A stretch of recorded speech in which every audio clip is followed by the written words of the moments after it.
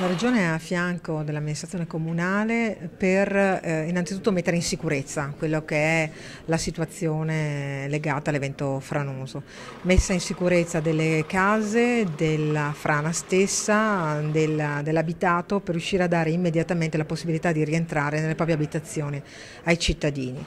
Ed inoltre abbiamo il dovere di verificare al nostro interno che tutte le procedure siano state correttamente rispettate, anche per capire cosa non ha funzionato rispetto ad una situazione che in natura non ha rischio zero. La nostra montagna è una montagna che si muove, una montagna che ha un rischio di fragilità elevatissimo sotto l'aspetto idrogeologico e per questo la Protezione Civile ha anche mappato tutto il territorio regionale con i piani che riguardano i diversi tipi di rischio.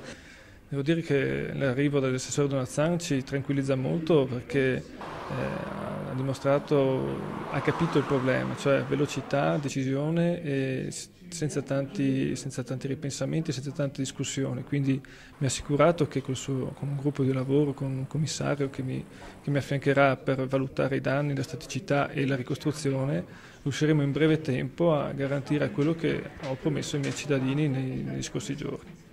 In questo caso l'amministrazione comunale aveva ben operato per quanto riguardava l'approvazione nei tempi di un piano di protezione civile che appunto prevede il fatto che nel momento in cui si tratta di essere di fronte a delle fragilità vi sono delle azioni che devono essere conseguenziali.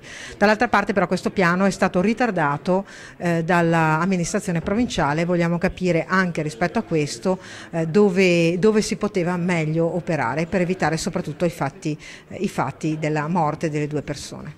Io ho fatto tirare fuori tutta la documentazione oggi di eventuali pratiche in sospeso in provincia. Io chiaramente mi sono appena insediato, quindi non sono in grado in questo momento di dire come stanno le cose. Sabato mi è stato dato l'allarme, ci siamo attivati immediatamente come provincia per coordinare le operazioni di soccorso e di messa in sicurezza della frana. Il Genio Civile è intervenuto anche, il Genio Civile immediatamente sta lavorando, lavorerà anche di notte per rimuovere il materiale instabile e quindi ci stiamo muovendo in questo senso. La Protezione Civile l'abbiamo allertata immediatamente e stanno lavorando tuttora per sistemare appunto le abitazioni, quello che è possibile recuperare.